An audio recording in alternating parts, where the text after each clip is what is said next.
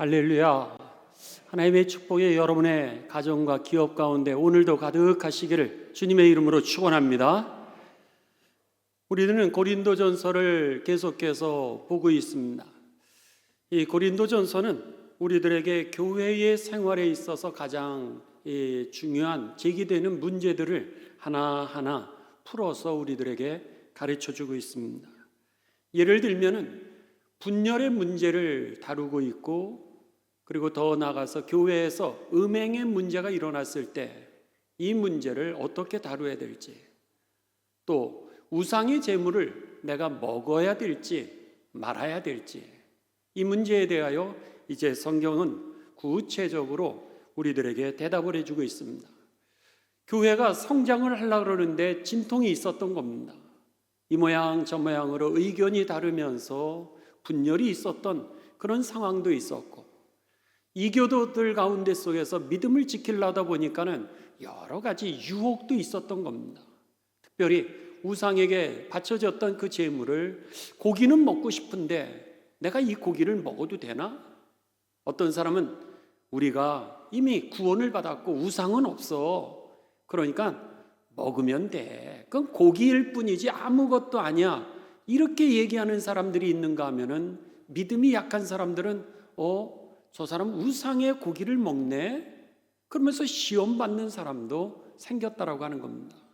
이렇게 되면서 교회 안에 믿음이 강하다라고 생각하는 사람과 믿음이 약한 사람들의 모습을 보면서 또다시 한쪽에서는 실족하고 한쪽에서는 믿음이 없다라고 책망하는 이런 모습 가운데 오늘 우리가 어떻게 믿음 생활하는 것이 옳은가요?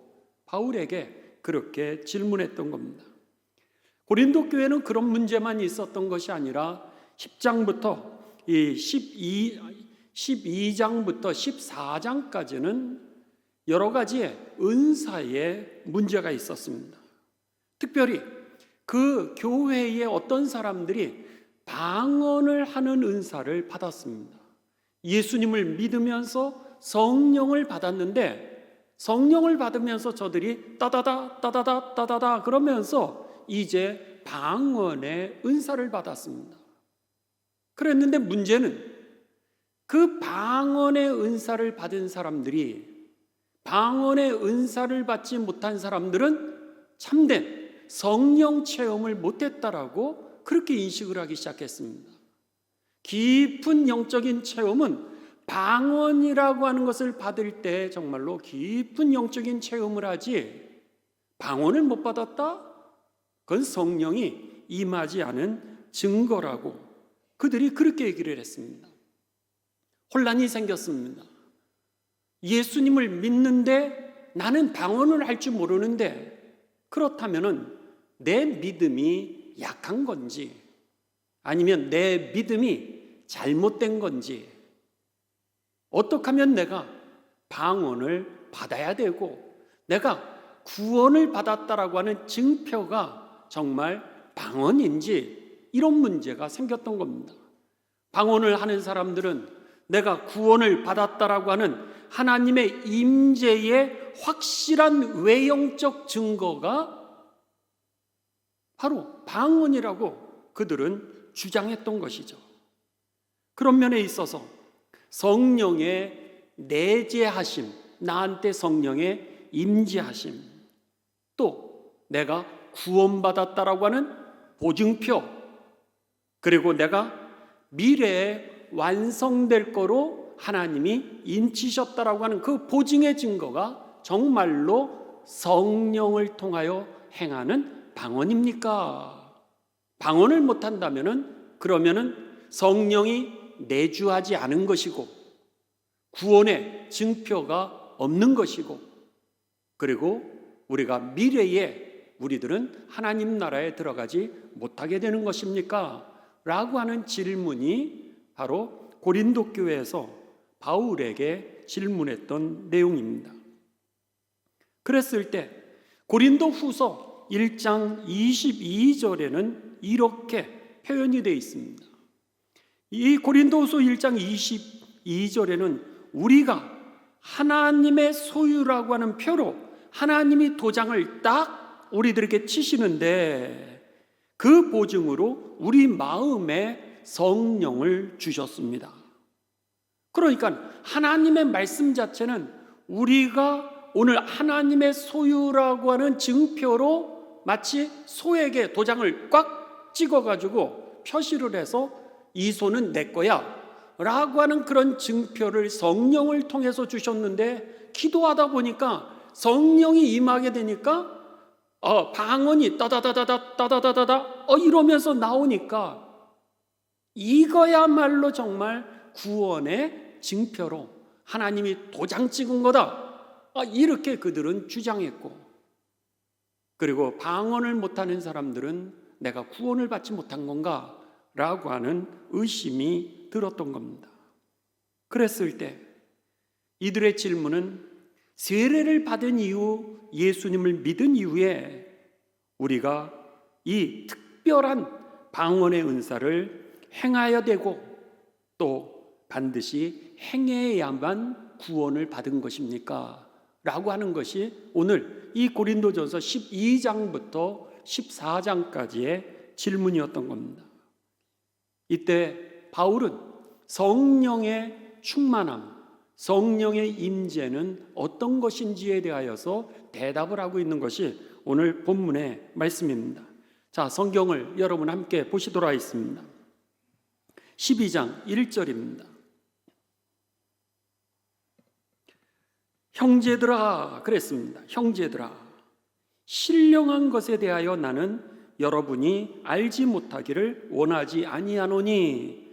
여기에서 형제들이라고 하는 것은 믿음의 동지들이요, 예수님을 믿는 여러분들이요, 이렇게 얘기하면서 신령한 것이라고 하는 spiritual gift라고 하는 이 단어는 하나님이 주시는 은사라고 하는 겁니다. 그러니까 지금 바울은 12장 1절에 여러 형제 여러분, 자매 형제 자매 여러분, 오늘 여러분들이 하나님이 우리들에게 주시는 그 신령한 은사에 대해서 반드시 알기를 원합니다 라고 하면서 신령한 은사가 무엇인지, 성령을 통해서 주시는 은사가 무엇인지를 이제 대답하게 됩니다. 2절, 너희도 알거니와. 너희가 이방인으로 있을 때, 예수님을 믿지 않았을 때의 그런 표현입니다. 여러분도 알지만 여러분이 예수님을 믿지 않고 있었을 그때에 말 못하는 우상에게로 끄는 그대로 끌려갔었지 않았습니까? 그러니까 여러분들이 이제 이 아무것도 아닌 그런 목각 인형과 같은 것을 따라가면서 오늘 살아가지 않았습니까? 그러면서 3절, 그러므로 내가 여러분들에게 알리노니 하나님의 영으로 말하는 자는 누구든지 예수를 저주할 자라 하지 아니하고 또 성령으로 아니하고는 누구든지 예수를 주시라 할 수 없느니라, 이렇게 말씀합니다. 성령 받은 증거가 뭐냐? 성령이 내주하셔서 오늘 우리가 구원을 받았다라고 하는 그 증표가 무엇이냐라고 하는 것에 대하여 3절에서 정확하게 가르쳐 줍니다. 그것은 바로 성령이 임한 그 영적인 현상은, 은사는 뭐냐? 바로 예수님을 나의 삶의 주인으로, 예수님을 나의 구세주로 고백하느냐 아니냐, 이것이 바로 성령이 내게 임하였느냐 하는 기준으로 여러분들 들려지게 되시길 주님의 이름으로 축원합니다.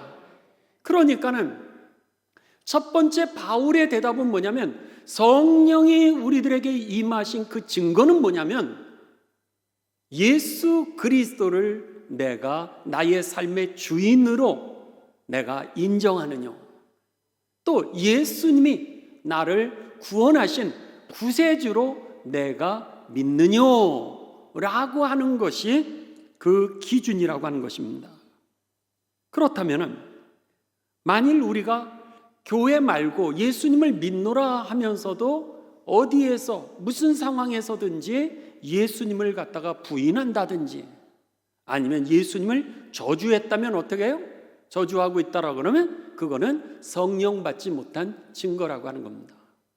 그러기에 첫 번째, 성령이 우리들에게 임하신 증거는 예수 그리스도가 나의 구세주로 믿어지는 그 믿음임을 확신하게 되시기를 주님의 이름으로 축원합니다. 이것이 성령이 내 안에 내주하시는 증거요, 이것이 바로 오늘 내가 구원을 받아 영생에 이르게 되었다라고 하는 확실한 외적인 징표라고 하는 것이요, 그리고 이 성령의 내주하심을 통하여 우리들에게 하나님의 나라가 보장되어 있음을 믿으시기를 주님의 이름으로 축원합니다. 두 번째입니다. 바울은 이 성령이 우리들에게 내주하게 되시면, 성령이 우리들에게 임재하시면 어떤 일이 생기게 되느냐? 바로 하나님이 우리들에게 은사를 주신다라고 하는 겁니다. 그랬을 때 하나님이 은사를 주시는 하나님과 오늘 우리들에게 예수 그리스도를 나의 삶의 주인으로 믿고 고백하고 나의 구세주로 믿는 그 성령님은 동일하신 하나님이라는 거예요. 그렇기 때문에 영적인 은사를 받아야지만 하나님의 임재하심이 아니라, 오늘 영적인 은사를 주신 분도 성령이시오, 오늘 예수 그리스도를 믿어 구원에 이르게 하신 분도 성령, 동일하신 성령이심을 여러분 믿으시면서 그 어떤 것도 우리들에게 믿음의 우열이 아니고 하나님께서 우리 각자에게 필요한 하나님의 은혜를 주셨음을 믿으시기를 주님의 이름으로 축원합니다. 이것이 바로 오늘 바울 사도의 복음의 대답이었던 겁니다. 그래서 오늘 4절부터 여러분 계속해서 11절까지 우리들에게 은사는 여러 가지나 성령은 같은 하나님이시라는 거예요. 그 성령이 예수 그리스도를 믿어 구원에 이르게 했을 뿐만 아니라 그 동일하신 성령 하나님께서 우리들에게 또한 은사도 주셨다는 거예요. 그래서 4절에 은사는 여러 가지지만 성령은 같고, 직분은 여러 가지만 우리가 믿는 주님은, 내 삶의 주인은 동일하신 분이시며, 또 사역은 여러 가지나 모든 것을 모든 사람 가운데 이루시는 하나님은 같으니, 각 사람에게 성령이 임재하심은, 그런 표현입니다. 각 사람에게 성령이 임재하심은 각 사람을 유익하게 하려 함이니라. 할렐루야. 그러니까는 오늘 우리들에게 있어서 여러분, 이 성령이 우리들에게 임하신 그 이유는 우리를 유익하게 하기 위함이라고 하는 것이 들려지게 되시기를 주님의 이름으로 축원합니다. 이것이 성령이 우리들에게 임하신 이유였던 것이죠. 그러면은 성령이 우리들에게 어떻게 임하시나라고 하는 것을 우리가 알 필요가 있습니다. 성령이 우리들에게 임하시는 방법이 있습니다. 성경은 성령이 우리들에게 임하시는 방법을 세밀하게 가르쳐 주는데, 요한복음 14장 17절입니다. 여러분, 이것은 성경을 찾아서 동그라미 치시고, 그리고 또 거기 옆에다가 성령이 임하시는 방법, 이렇게 여러분 쓰셔도 되겠습니다. 요한복음 14장 17절입니다. 성령이 우리들에게 임재하시게 되는데 어떻게 임재하시나라고 하는 거죠. 자, 우리 다 같이 여러분 함께 봉독하도록 하겠습니다. 시작. 그는 진리의 영이라 세상은 능히 그를 받지 못하나니 이는 그를 보지도 못하고 알지도 못함이라. 그러나 너희는 그를 아나니 그는 너희와 함께 거하심이요 또 너희 속에 계시겠음이라. 아멘. 성령이 우리들에게 임재하시는 방법을 두 가지로 가르쳐 주고 있습니다.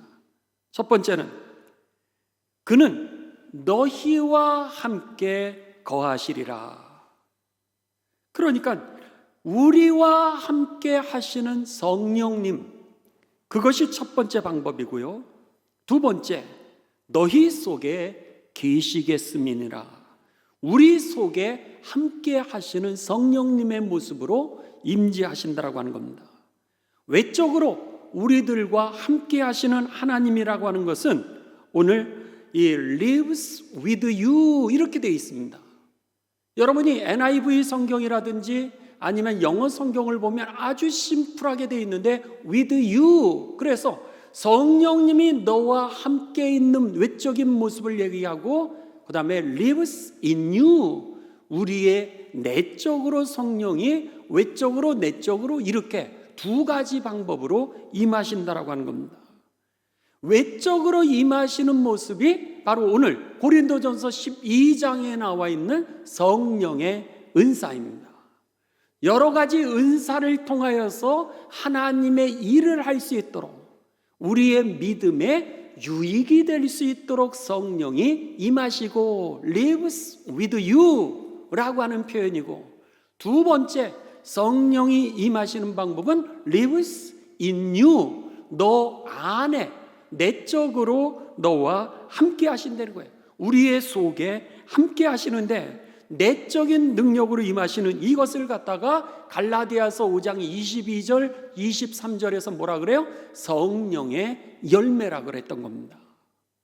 사랑, 희락, 화평, 오래 참음, 자비, 양선, 충성, 온유, 절제, 이것을 성령의 9가지 열매라 그랬는데 오늘 lives in you, 우리에게 성령이 내주하심으로 인하여 내적인 능력으로 임하게 되는 것은 바로 성령의 열매가 내 안에 임하게 되고, 그 다음에 lives with you, 외적으로 성령이 임하게 되는 모습은 오늘 본문 말씀에 계속해서 나가지게 되는데 9가지 은사를 의미하는 겁니다. 그래서 이 9가지 은사를 통하여서 하나님의 나라를 위하여 내가 쓰임을 받을 수 있도록, 그래서 하나님의 일을 하면서 오늘 하나님의 영광을 드러낼 수 있게 하시고, 내적인 능력 9가지 성령의 열매가 내 안에 있음으로 인하여 어떤 상황과 조건에서도 흔들림 없이 오늘 예수는 그리스도요, 내 삶의 주인이실 뿐만 아니라 나를 구원하신 분이라고 하는 확실한 믿음을 가지고서 전진하게 되는 그 능력, 그래서 외적인 능력과 내적인 능력을 합하여서 우리들은 성령 충만이라고 이렇게 말씀하고 있는 겁니다. 여러분이 성령 충만한 믿음이 되시길 주님의 이름으로 축원합니다. 성령이 여러분에게 내주하심으로 인하여서 성령의 열매, 예수님의 마음이 여러분의 삶이 되고, 오늘 외적으로 임하심으로 인하여서 하나님의 나라를 위하여 쓰임받는 성령 충만한 삶이 되셔서 우리가 서 있는 땅, 잃어버린 하나님의 나라는 회복되어지고 잃어버린 영혼들이 구원받고 치유되어지며 주의 뜻을 이루게 되시기를 주님의 이름으로 축원합니다. 이것이 바로 성령이 우리 안에 임하시는 두 가지 방법이었던 겁니다. 그랬는데 고린도 교회는 오늘 성령이 외적으로 임한 그 방언의 은사를 가지고서 이것이야말로 바로 내가 성령 받은 증거다, 이렇게 착각을 하고는 그들이 이 방언을 못하는 사람들은 마치 성령의 증거가 없는 것처럼 그 교회 안에 오히려 은사 때문에 혼란이 생겼던 겁니다. 그랬을 때 정말로 내가 예수님을 믿으면서 방언을 해야지만이 성령을 받은 겁니까? 구원의 확증의 증표가 이 방언을 해야지만 정말 증표가 있는 겁니까? 이렇게 바울에게 물어봤던 것이죠. 그렇다면 성령의 9가지 그 은사가 우리들에게 임하게 되는 하나님의 원칙이 있습니다. 왜 하나님께서 우리들에게 성령의 9가지 외적인 은사를 주셨을까? 그리고 주시는 그 방법은 어떻게 우리들에게 주시고, 또 성령은 우리들에게 이 9가지 은사를 통하여 무엇을 이루기를 원하시는가라고 하는 4가지 원칙이 있습니다. 첫 번째는 고린도전서 12장 7절입니다. 여러분 다시 고린도전서 12장으로 갑니다. 동그라미를 치시면서 성령의 이 네 가지, 은사의 네 가지 원칙, 그렇게 써놓으셔도 됩니다. 성령 은사의 네 가지 원칙. 1번, 첫 번째, 12장 7절. 자, 다 같이 시작. 각 사람에게 성령을 나타내심은 뭐하게 하기 위함이라? 유익하게. 여러분의 믿음에 여러분 유익을 주게 하기 위해서. 예를 들면 방언을 통하여서 오늘 하나님과 깊은 교제를 할 수 있도록 만들어 주셨던 거예요. 예를 들면 여러분들이 치유의 은사를 받으심으로 인하여서 다른 사람에게 치유의 역사가 일어나는 것을 보면서 하나님이 나와 함께 하심을 깨닫게 되고, 또 다른 사람들이 나를 통하여서 치유가 일어나는 모습을 보면서 하나님의 살아계심을 경험하기도 한다라고 하는 겁니다. 그러니까 이것은 나를 유익하게 하고 다른 사람을 유익하게 하기 위해서 우리들에게 하나님이 은사를 주시는 거예요. 두 번째입니다. 11절입니다. 11절 고린도전서 12장 11절. 자, 다 같이 봉독하십니다. 시작. 이 모든 일은 같은 한 성령이 행하사 그의 뜻대로 각 사람에게 나누어 주시는 것이라. 아멘. 두 번째 성령의 원칙은 내 뜻이 아니라 성령의 뜻대로 내가 필요하니까 하나님이 주시는 것이지, 여러분이 남들이 한다라 그래서 나도 그것을 좀 해봤으면 좋겠습니다, 이래서 주어지는 게 아니라고 하는 겁니다. 그렇기 때문에 다른 사람의 은사가 더 부러워할 필요도 없고 더 높은 것도 아니라고 하는 거죠. 여러분 각자에게 주신 은사를 마음껏 하나님의 나라를 위하여 사용하게 되시길 주님의 이름으로 축원합니다. 두 번째는 내 뜻대로 주시는 것이 아니라 성령님이 나의 필요에 따라서 주신다라고 하는 겁니다. 세 번째입니다. 세 번째는 우리들에게 성령을 주시면서 가장 성령을 사용하는데 가장 중요한 게 무엇인지를 갖다가 우리들에게 가르쳐 주시는데, 고린도전서 12장 31절에서 이 13장 1절입니다. 자, 우리 고린도전서 12장 31절부터 13장 1절까지 우리들 다 같이 한 목소리로 봉독하시고, 여러분들은 그 옆에다 동그라미를 치시면서 3, 그렇게 해서는 성령의 네 가지 원칙, 그렇게 써놓으셔도 됩니다. 31절 시작. 너희는 더욱 큰 은사를 사모하라. 내가 또한 가장 좋은 길을 너희에게 보이리라. 내가 사람의 방언과 천사의 말을 할지라도 사랑이 없으면 소리나는 구리와 울리는 꽹과리가 되느니라. 아멘. 가장 큰 은사는 뭐예요? 사랑이라고 하는 겁니다.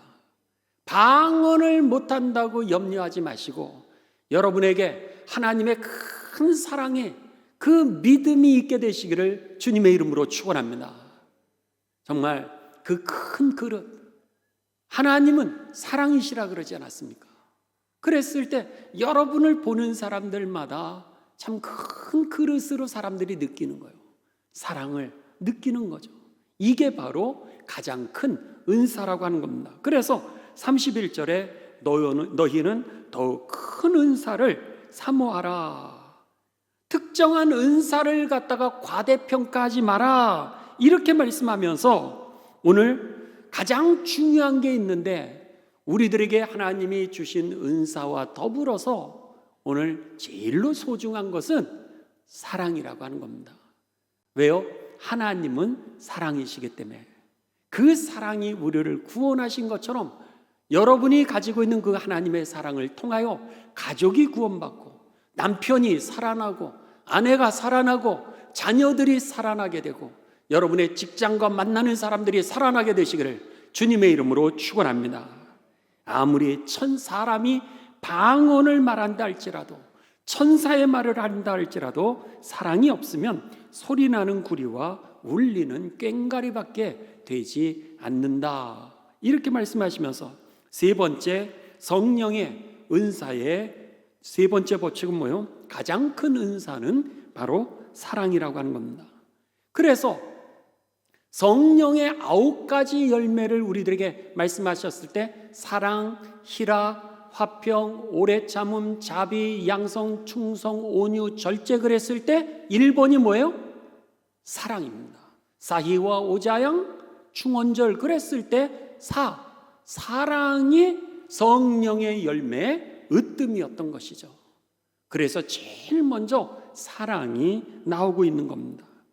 바라기는 이 가장 큰 은사의 열매 사랑이 저와 여러분의 선물이 되시기를 주님의 이름으로 축원합니다. 네 번째 이 은사의 그 법칙은 무엇이냐? 고린도전서 14장 12절입니다. 고린도전서 14장 12절 은사의 네 번째 원칙입니다. 다 함께 봉독하십니다. 자, 시작. 그러므로 너희도 영적인 것을 사모하는 자인즉 교회의 덕을 세우기 위하여 그것이 풍성하기를 구하라 그랬습니다.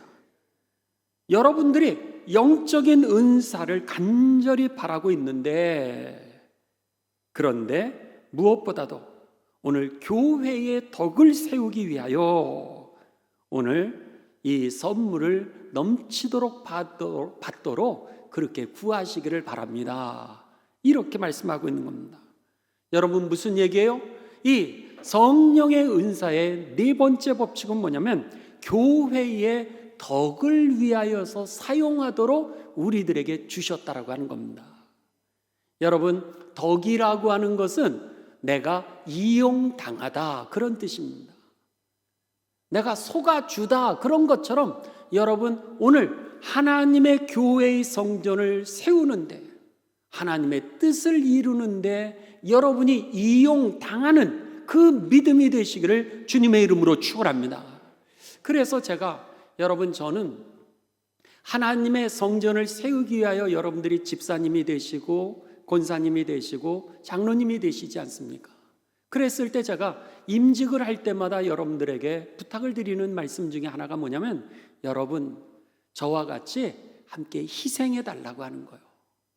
주님께서 우리들에게 직분을 맡기신 이유, 우리들에게 어떤 은사를 주신 이유, 그것은 하나님의 몸된 성전을 세우기 위해서 오늘 우리들에게 직분도 주시고 은사도 주셨기에, 그러기에 제가 여러분들에게 늘 부탁드리는 말씀은, 저도 목사가 된 이유는 하나님의 성전을 위해서, 내가 희생하기 위해서. 마찬가지로 집사님들, 권사님들, 장로님들, 오늘 우리가 하나님의 부르심을 받았다면 여러분이 가지고 있는 은사를 가지고서 여러분 마음껏 주의 성전을 위해 저와 함께 희생하는 그런 참 좋은 교회 되시기를 주님의 이름으로 축원합니다. 그것이 바로 주님이 우리들에게 은사를 주시고 우리들에게 직분을 주신 이유라고 하는 겁니다. 오늘 말씀을 이제 결론을 내립니다. 그렇다면은 9가지 은사가 무엇인가 라고 하는 것이 오늘 성경에 나와 있습니다. 12장으로 다시 돌아갑니다.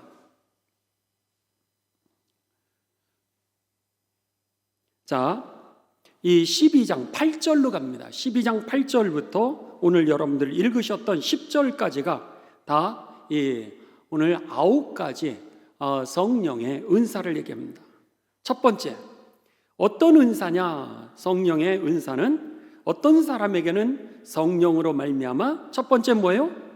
지혜의 은사. 이것은 하나님의 뜻을 잘 분별하는 은사를 지혜의 은사라고 합니다. 그래서 하나님의 뜻이 무엇인지를 알고 묶여진 매듭을 하나님의 뜻대로 풀어간다라고 하는 겁니다. 그래서 여러분, 저 사람 지혜로워, 똑똑해라고 하는 단어와 지혜로워라고 하는 단어는 다르죠.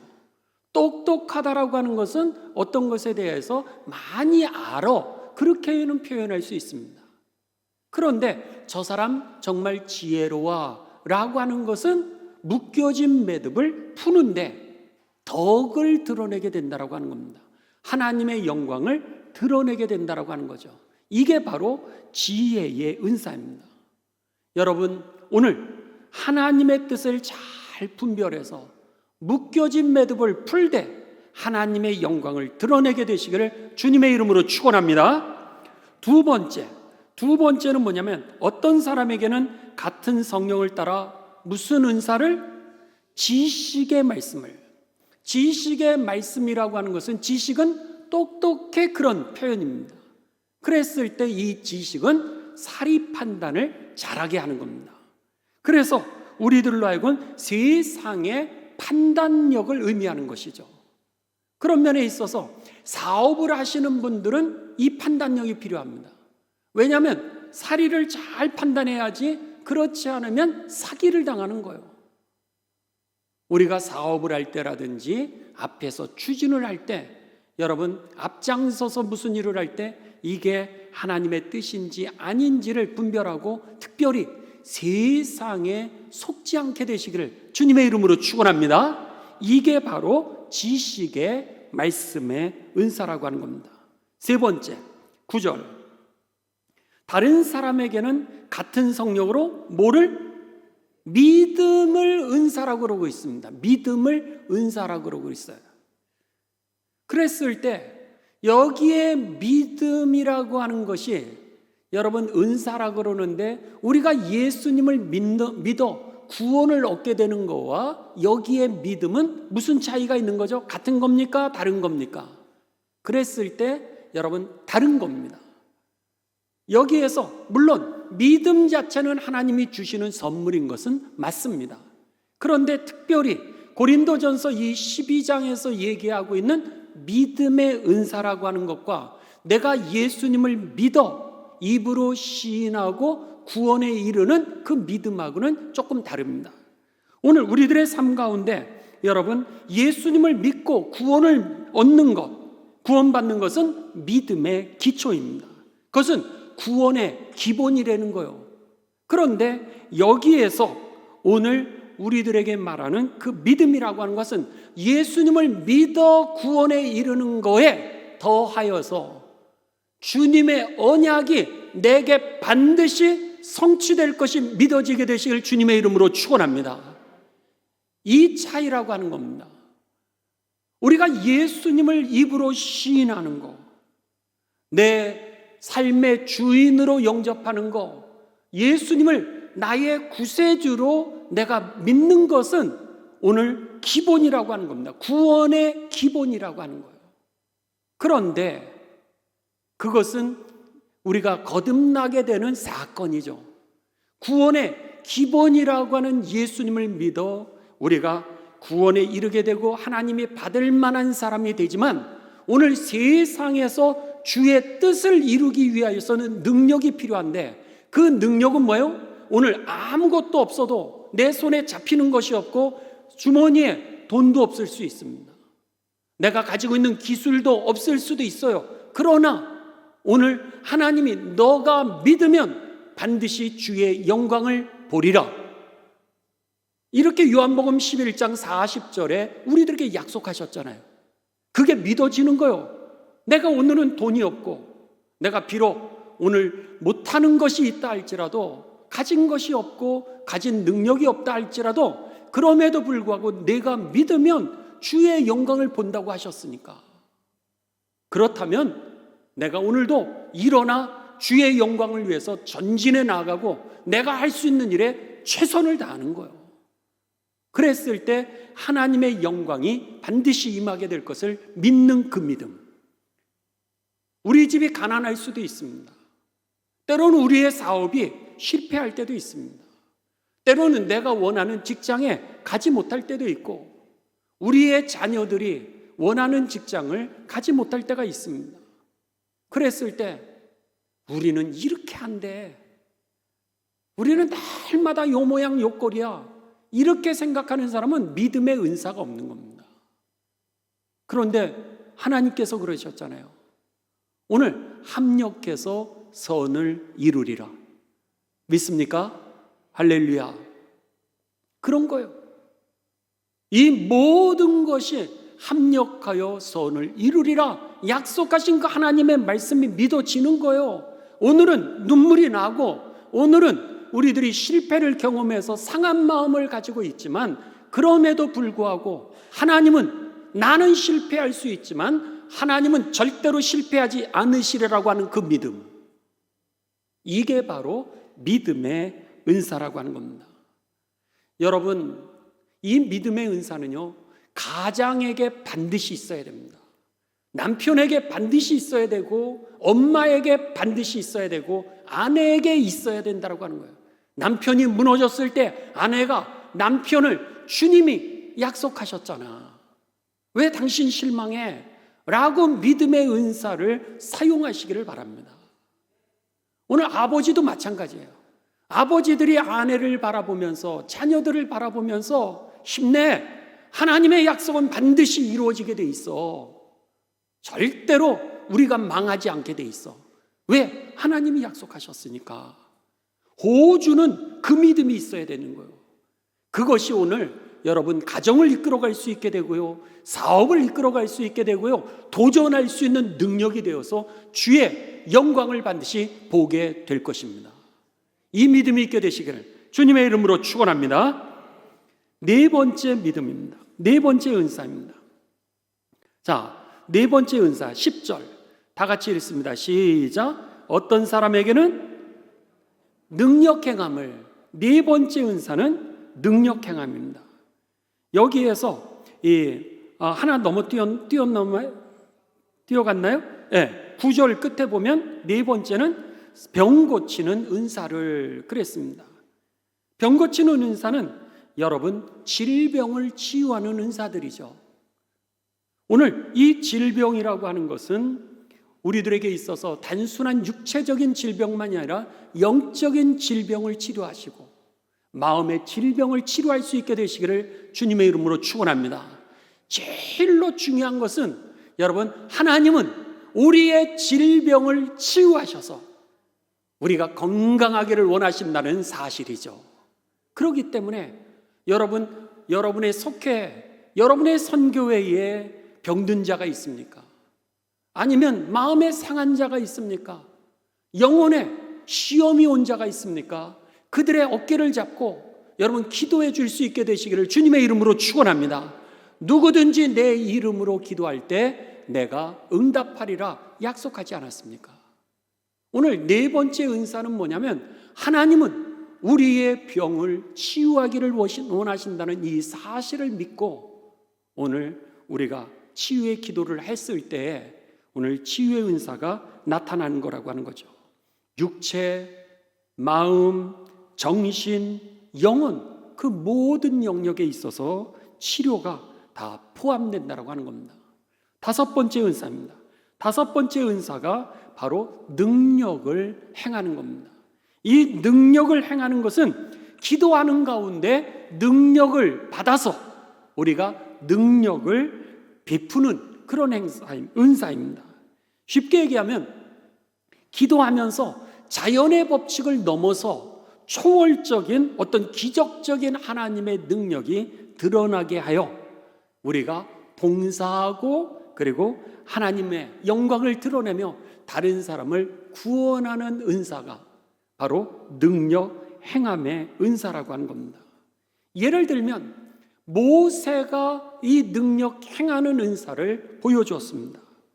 홍해의 사건이 여러분 능력 행하는 행사였죠. 아니 마라의 쓴물을 단물로, 그래서 목마른 백성들에게 그 바위를 침으로 인하여서 거기에서 물이 터져 나와 사람들이 이제 목을 축일 수 있게 되었던 사건, 이 모든 이것이 능력 행하는 사건이었죠. 아나니아와 삽비라는 오늘 사도행전 5장 1절에서 11절에 보면 소유를 팔아 이제 하나님 앞에 예물을 드리면서 그들에게 마음에 거짓의 영이 들어가게 됩니다. 그랬을 때 오늘 베드로가 뭐라 그래요? 너희가 왜 성령을 속이느냐? 라고 그들에게 선언하게 되자 그들이 거기에서 죽임을 당하게 됩니다. 바울이 사도행전 13장에 보게 되면 바보라고 하는 섬에 전도를 하러 갑니다. 그랬는데 거기에 마술사였던 박수, 그 엘루마라고 하는 사람이 바울이 복음을 전하지 못하게 하죠. 그렇게 되자 그에게 예언을 하게 됩니다. 얼마 동안 너가 해를 보지 못하게 되리라. 그렇게 그를 위하여서 예언의 기도를 하게 될 때 놀랍게도 이 박수무당에게 있어서 시야가 가려지게 되면서 소경이 되는 사건이 일어나게 됩니다. 이 모습을 보면서 사람들이 하나님은 살아계시고 바울은 하나님의 쓰임받는 종이라고 하는 것을 깨닫게 되죠. 바로 이런 역사들, 자연을 뛰어넘어서 초자연적인 역사를 통하여 병을 고친다든지 하나님의 영광을 드러내고 다른 사람을 구원하게 하는 능력, 이것이 바로 오늘 능력 행하는 은사라고 하는 겁니다. 저와 여러분에게도 이런 은사를 하나님이 주셔서 오늘 병을 고치기도 하지만은 오늘 그들로 하여금 구원에 이르도록 쓰임받게 되시기를 주님의 이름으로 축원합니다. 여섯 번째입니다. 여섯 번째는 예언함을 그랬습니다. 예언. 여기에 예언이라고 하는 단어는 미래를 점치는 것을 의미하는 것이 아니라 예자는 맡길 예자입니다. 예금할 때 예자, 은행에 맡긴다라고 하는 세이빙이라고 하는 그런 단어입니다. 그러니까 예언, 하나님이 우리들에게 말씀을 맡겨주신 것을 내가 인출해내는 것.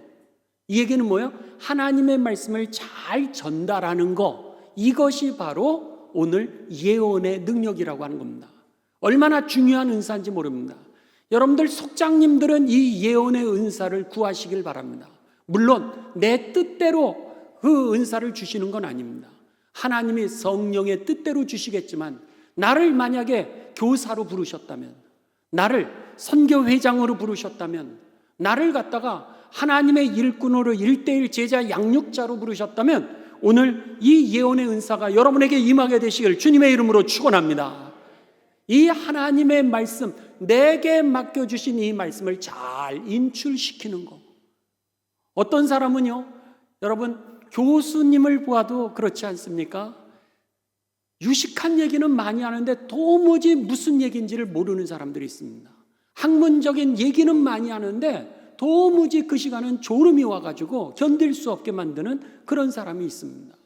그런데 어떤 사람은 학력도 없고 어떤 사람은 잘 배우지도 못했는데 얼마나 쉽게 얘기하는지, 얼마나 조리 있게 자근자근하면서 조용조용하면서도 설득력 있게 얘기하는지 귀에 쏙쏙 들어오게 하는 사람들이 있습니다. 그런 사람들이 예언의 은사를 받은 사람들이죠. 오늘 이 여섯 번째, 예언이 잘 가르치고 말씀을 풀어주는 것, 이것이 바로 예언의 은사라고 하는 겁니다. 오늘 여러분 하나님이 맡겨주신 그 말씀을 잘 전할 수 있는 저와 여러분이 되시기를 주님의 이름으로 축원합니다. 일곱 번째는 여기에 보시면 영분별 은사라고 하는 겁니다. 영분별의 은사는 악한 영이 이로부터 온 것인지 이게 하나님으로부터 온 것인지를 그들이 분별하는 은사라고 하는 겁니다. 왜 그러느냐? 여러분 사단도 오늘 자기를 광명한 천사로 그렇게 드러내게 됩니다. 그래서 고린도후서 11장 15절에 보면 사탄의 일꾼들도 자기를 의의 일꾼으로 가장하는 것이 또한 대단한 일이 아니니라, 그렇게 되어 있습니다. 오늘 사탄의 역사인지 성령의 역사인지는 오늘 이 영분별의 은사를 통하여서 우리가 구별하게 된다라고 하는 겁니다. 영분별의 은사가 있어야지, 않으면 여러분 잘못하면은요, 우리가 열심은 가지고 있는데 그 열심으로 이단에 빠지는 사람들이 얼마나 많은지 모릅니다. 그래서 성경은 우리들에게 뭐라 그러면 모래 위에 허망한 집들을 세우지 말라, 그렇게 얘기를 합니다. 모래 위에 지은 집은 뭐예요? 열심은 있었는데 이단에 빠져가지고 결국 허망한 집을 지어서 비바람이 불게 되면 다 무너져 버리게 되는 것이죠.